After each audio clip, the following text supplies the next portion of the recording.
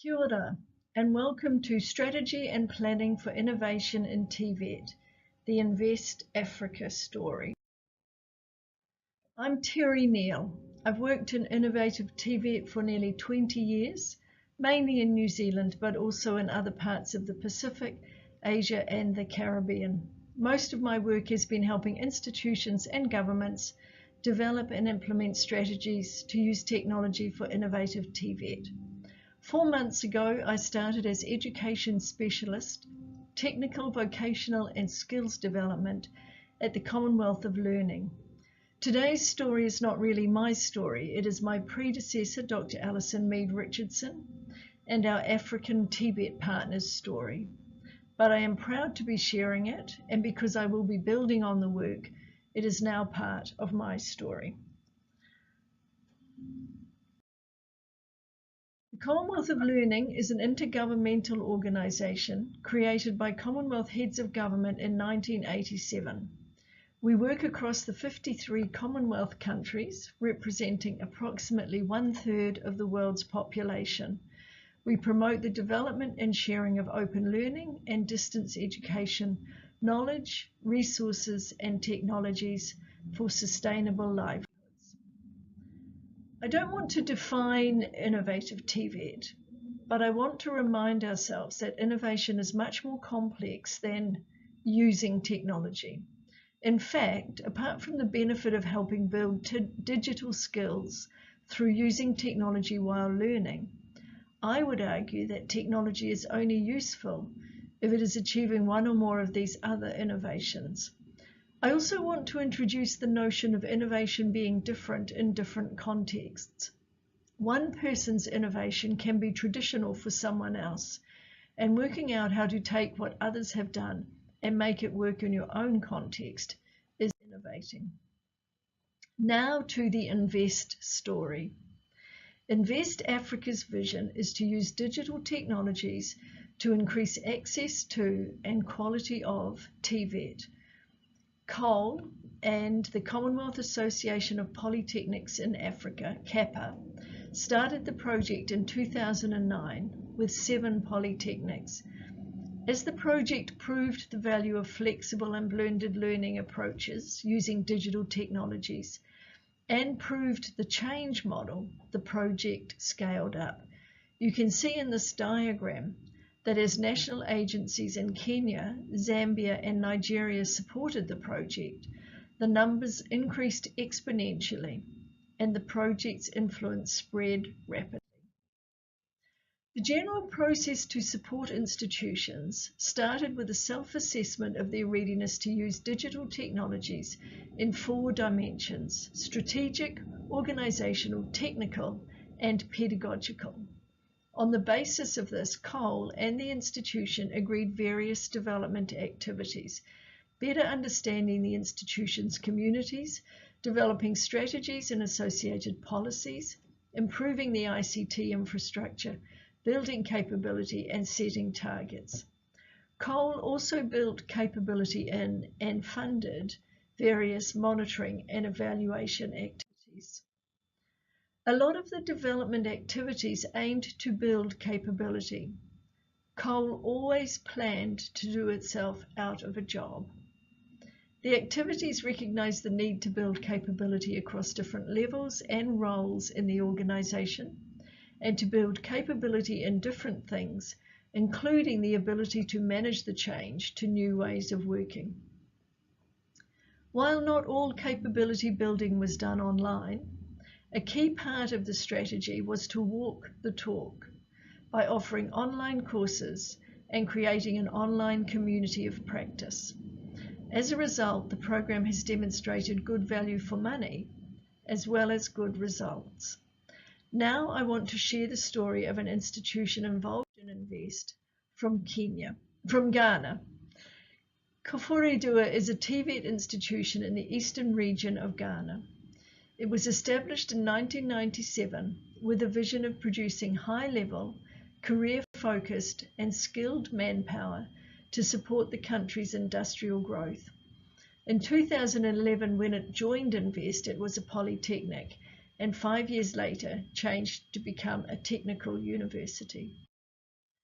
Following its readiness assessment, the Polytechnic's development activities included institutional and regional workshops, staff involvement in COL's online training, visits to other Invest partners, and involvement in an online community of practice. In 2012, the Polytechnic established a new business unit, the Institute of Open and Distance Learning, to design and deliver courses using online, radio, video, and audio-visual teaching and learning resources. This unit now works with champions in each department to train staff in using ICT-enabled teaching and learning. As part of its more flexible learner-centered approach, the Polytechnic consulted with its community and identified a need for an informal program to help artisans improve their businesses. This has proved so successful that in 2016, they created a separate informal program department. Early on, the Polytechnic set up an ICT steering committee to lead the technology implementation. In 2015, the Polytechnic connected to fibre optic cable, resulting in a more reliable and affordable connection.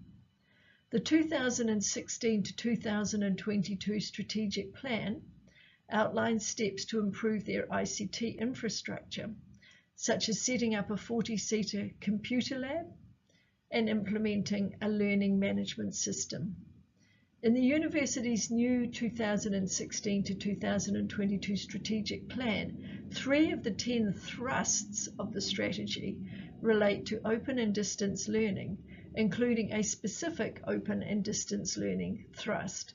They recognise that they still have more to do. The Polytechnic also took steps towards gender equity. In 2014, 2 staff attended a COL gender mainstreaming workshop. The Polytech set up a gender mainstreaming desk led by a gender coordinator and established a Women in Technical Education and Development chapter, which seeks to increase female participation in male-dominated vocational areas.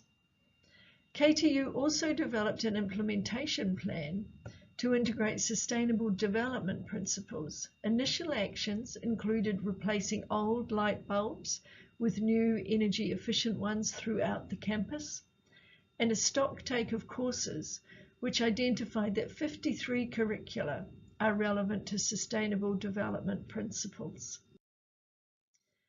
KTU faces 2 main challenges. The first is providing adequate ICT infrastructure. It provides computers through its e-library, but when our evaluator visited, the e-library was not open after 8 p.m. or during the weekend. KTU's leadership planned to increase the hours the e-library is open, so it may be different now.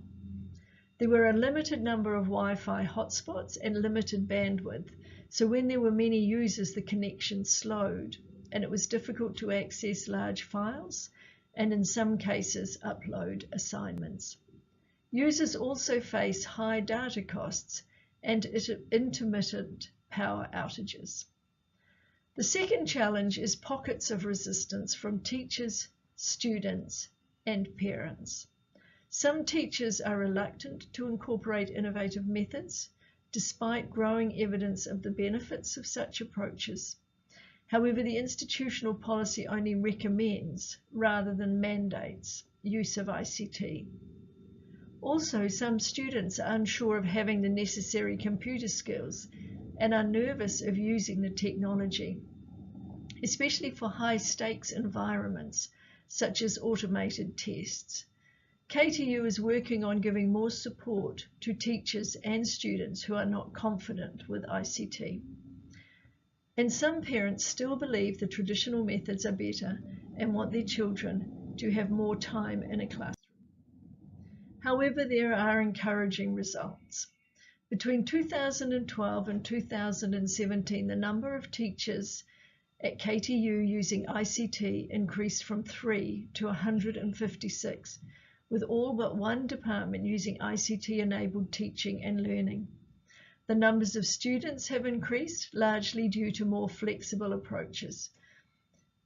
In those 5 years, KTU developed 194 e-learning courses, and the percent of learners learning with ICT grew from 2 to nearly 50%, which was over 12,000 learners in 5 years. The new informal programs to meet community needs are part of this story. From 2015, when they began, until 2017, the numbers more than tripled from 120 to 422. KTU's connection with its community is now stronger, and they have increased their revenue. KTU staff now use more diverse teaching approaches, and there is greater engagement between teachers and students. Teachers are using more accurate, up-to-date, and engaging content. Automated grading gives instant feedback to students and saves instructors a significant amount of time compared to using pen and paper. Along with resource-based approaches, teachers with large class size, up to 400 students in some cases, still have time to engage with and support their on-campus and distance learners, and to teach the practical skills, because the theory is being done more independently. They can analyze data from the online systems and target their efforts. Students are becoming more proactive learners, reading before class and interacting with teachers in the face-to-face sessions.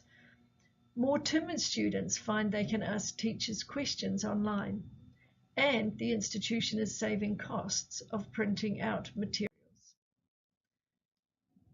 Between 2012 and 2017, there was a slight increase in the percent of female instructors, 13 to 17%, and in the percent of female students, 40 to 42%.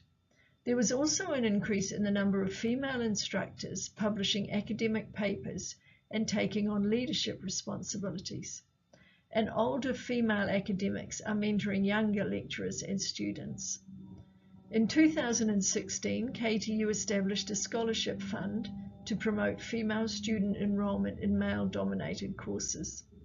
It is also noteworthy that the new Vice-Chancellor is the first female in this role in Ghana. Other notable achievements are the institution receiving the African Union Model TVET Award in 2015, and the Institute of Open and Distance Learning Director being invited to join Ghana's national TVET curriculum development team. And the real power of the story comes from the learners whose lives have changed. Mary did the short informal course for artisans. Here you can read in her own words how her life and her business was transformed through learning how to manage money and offer good customer service. And as a result of her transformation, 20 other apprentices will also have better time management, customer service, and money management skills. Joseph has a similar story.